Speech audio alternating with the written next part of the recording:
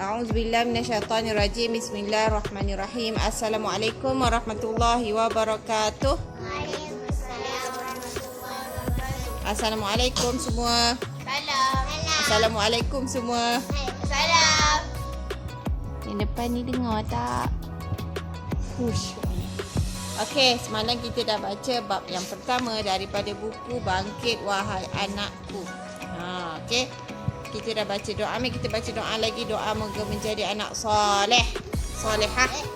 Bismillahirrahmanirrahim. Ikut mi. Rabbi auzi'ni an ashkura ni'mataka allati an'amta alayya wa ala walidayya wa an a'mala salihan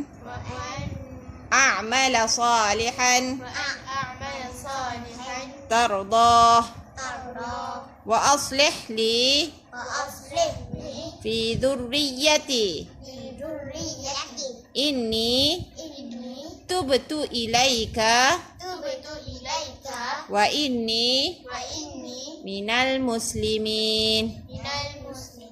Ya Allah, ya Tuhanku, ilhamkanlah daku supaya tetap bersyukur akan nikmat-Mu yang Engkau kurniakan kepadaku dan kepada ibu bapaku, dan supaya aku tetap mengerjakan amal soleh yang Engkau redai, dan jadikanlah sifat-sifat kebaikan meresap masuk ke dalam jiwa zuriat keturunanku. Sesungguhnya aku bertaubat kepadamu,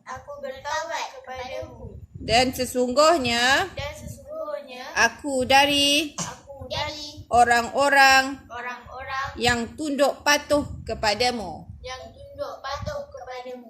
Amin ya rabbal alamin. Okey, semalam kita dah cerita tentang bab yang pertama tentang detik itu anakku. Detik apa?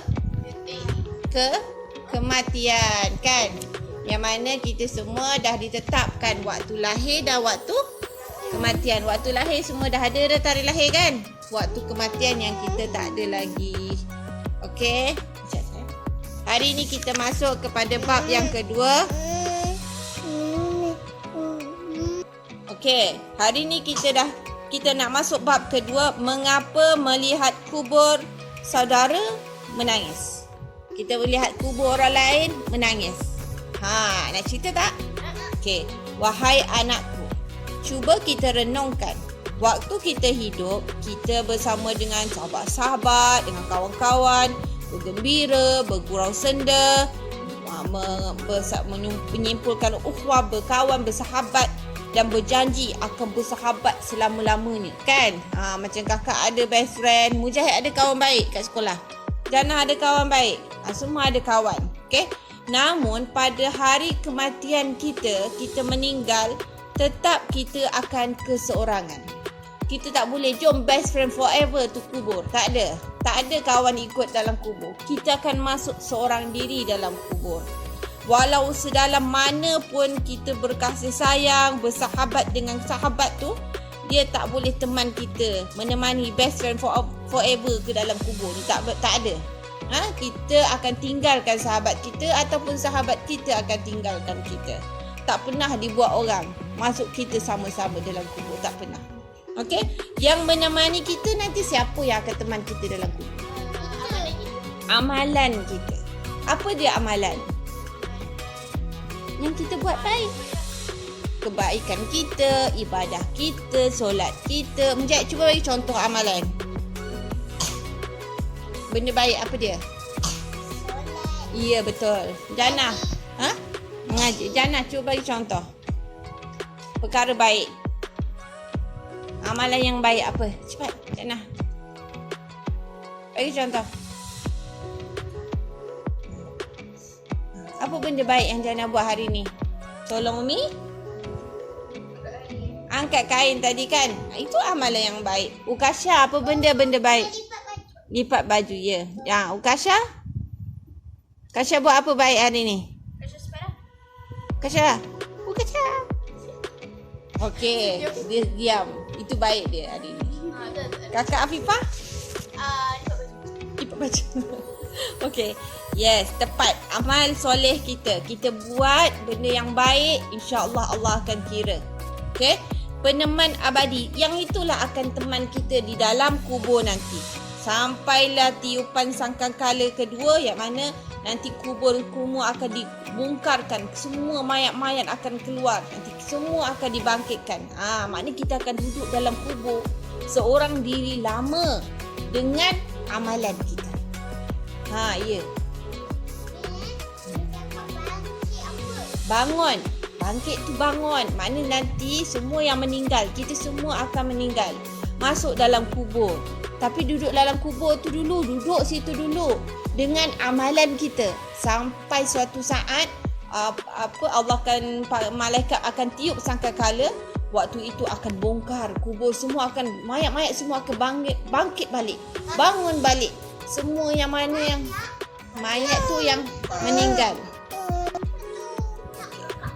Okay, jadi semua manusia akan bangkit, akan bangun daripada kubur masing-masing. Allahu Akbar. Takut tak?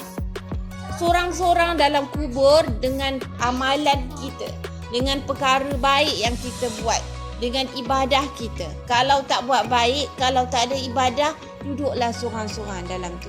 Gelap gelita. Nak? Tak nak. Ni orang Mujahid dengar. Okey, Jannah.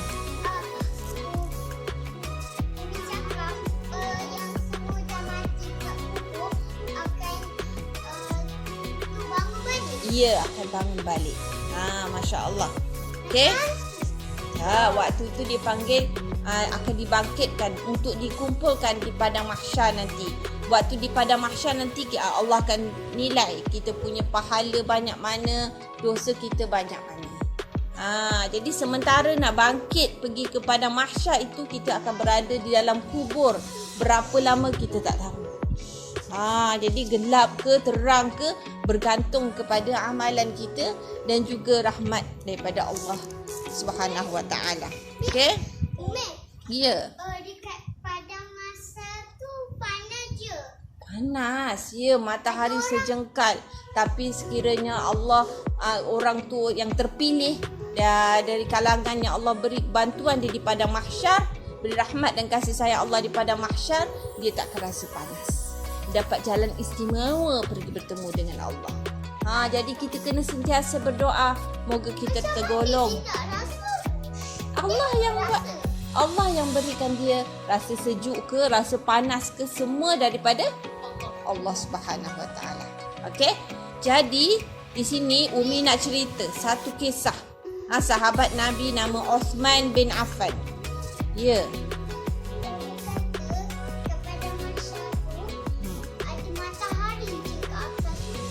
Ada matahari sejengkal punya dekatnya, menunjukkan panas. Tak boleh nak pegang jalan pun panas ni. Bayangkan sekarang matahari ke atas pun panas tak? Panas. Kalau ke atas kepala kita macam mana? Hancur bergelegak kepala ni. Tetapi subhanallah, kalau seseorang itu amalnya baik, dia sentiasa beribadah, sentiasa ingatkan Allah Subhanahu Wa Taala, jadi Allah akan pilih dia untuk jadi orang yang istimewa di padang mahsyar. Nak tak kita jadi insan yang terpilih? Jadi kita berharap moga kita semua tergolong dalam golongan yang terpilih, dapat laluan istimewa VIP. VIP. Masya Allah. Okey, jadi nak dengar cerita tak pasal sahabat Nabi nama Uthman bin Affan? Nak dengar cerita tak? Nak. Cerita dia sedih tau. Duduk nak sedih ni, cuba cerita. Tak nak sedih. Allahu Akbar. Okey. Hani seorang pembantu peribadi Uthman bin Affan. Dia cerita tentang Uthman bin Affan. dia kata apabila Uthman bin Affan ni lalu dekat kawasan perkuburan, dekat tanah kubur, kalau kita tengok ada tanah kubur orang meninggal kan. Jadi Uthman bin Affan ni kalau lalu dia mesti nangis. Dia lalu dia mesti nangis sampai basah janggut dia. Dia nangis betul-betul nangis letih. Lalu ni nak tanya ni. Lalu ni nak bagi jawapan ni. Yang Hani ni pembantu dia ni tanya, kenapa menangis sampai macam tu? Mengapa apabila disebut syurga, neraka, saudara tidak menangis? Tetapi apabila lalu dekat kubur, saudara menangis. Tahu tak jawapan dia apa?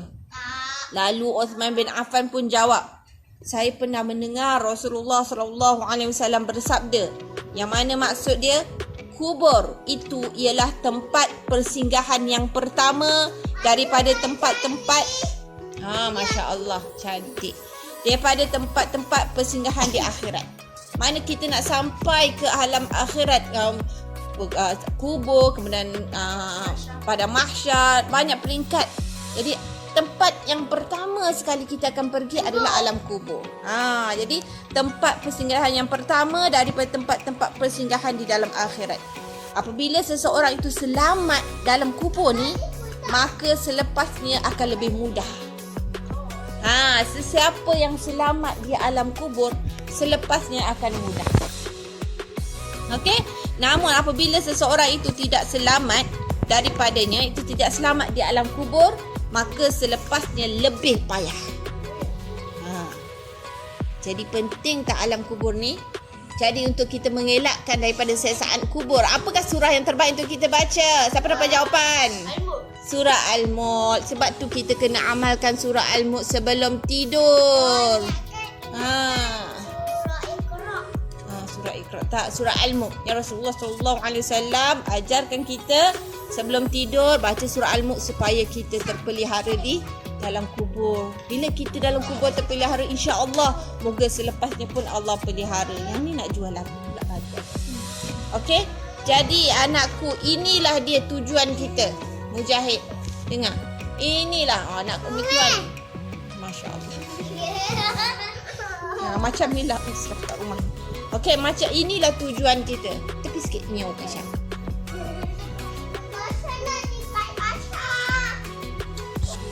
Okey, jadi inilah dia tujuan kita.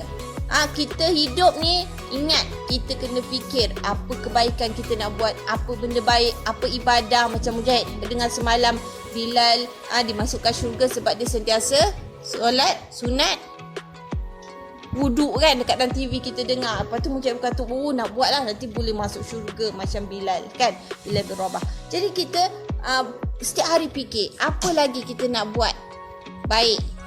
Bangun pagi, sebelum pagi tu fikir hari ni nak tambah kebaikan apa kita nak buat.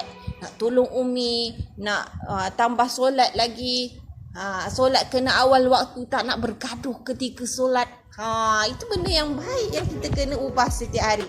Jadi Masya Allah, Subhanallah, Allahu Akbar. Uthman bin Affan ni sahabat Nabi yang soleh, yang hebat, yang ibadah dia memang mantap. Pun menangis bila tengok kubur. Yang memang hebatlah kawan Rasulullah, sahabat Rasulullah. Pun bila tengok kubur takut. Kita tengok kubur, gelak-gelak lagi. Padahal kuburlah tempat yang kita akan pergi nanti, yang kita semua tak pasti. Macam mana kita duduk dalam kubur tu nanti? Janganlah duduk sorang-sorang. Tak ada teman. Nak bawa bantal busuk pun tak boleh. Nampak tak kubur? Nampak duduk sendiri. Apa nak bawa?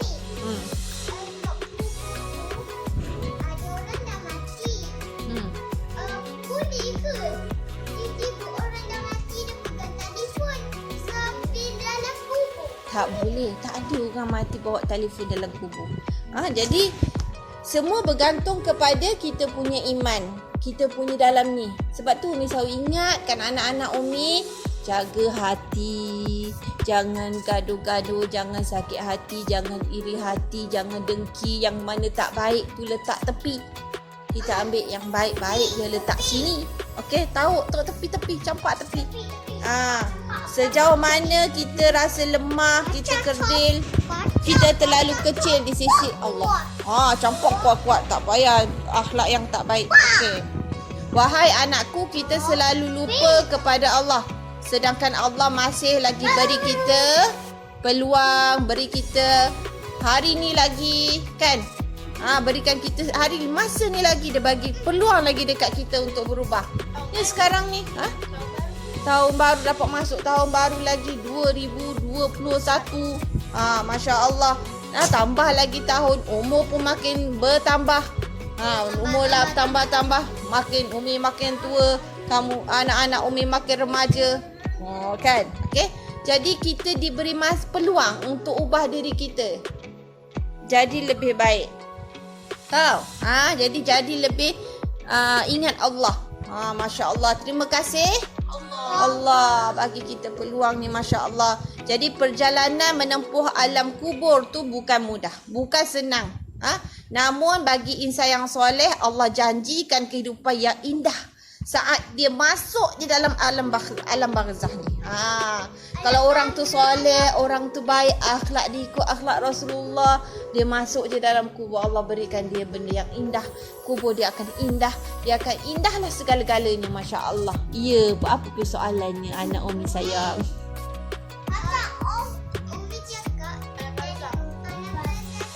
Alam kubur, alam kubur ni lah, maknanya kita tak tahu macam mana keadaan dalam alam kubur ni.